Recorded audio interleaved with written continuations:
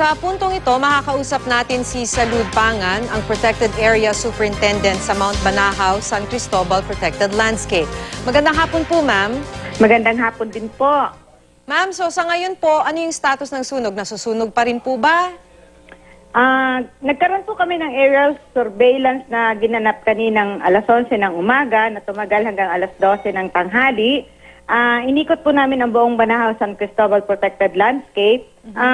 Base po sa assessment namin, wala na pong sunog, kundi ang nakikita po namin ay usok na laang.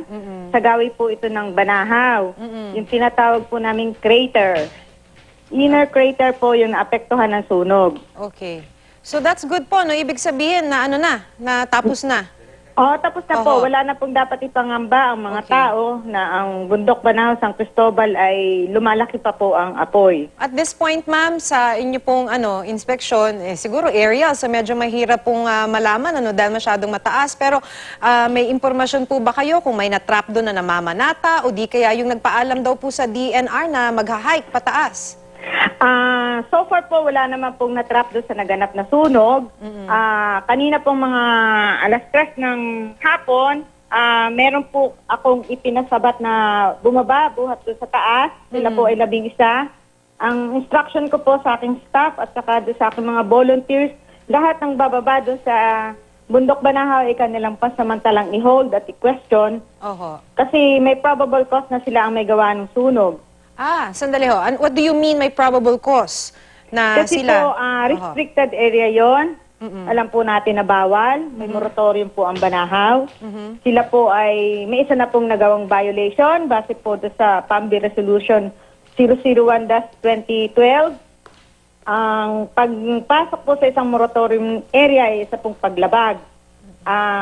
Kung ito pong mga ito ay isa pong mananampalatayang grupo, posibilidad po na sila po ay nagtirik ng mga kandila doon sa itaas at napabayaan.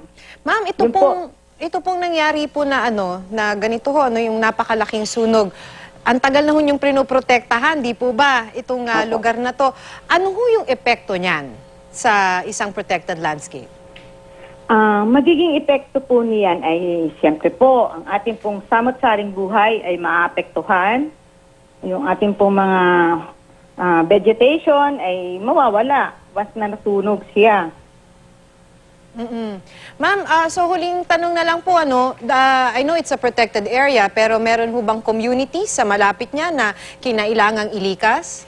Napakalayo po ng mga community po natin dito sa bundok Banahaw San Cristobal.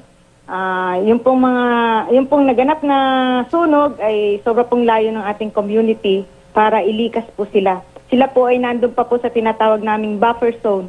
Okay. Ma'am, nabanggit ninyo kanina, to question, may na-hold po kayo na mga bumababa. Alam niyo na po ba kaya ngayon yung resulta nung pagtatanong dun sa mga na-hold ba na galing po sa bundok?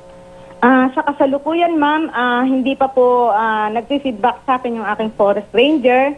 Ang basta't itinext lang po sa akin ay 11 pong tao yung kanilang pinababa at yun po ay kasalukuyan ay nandun po sa satellite office namin sa Barangay Kinabuhayan for questioning po silang lahat.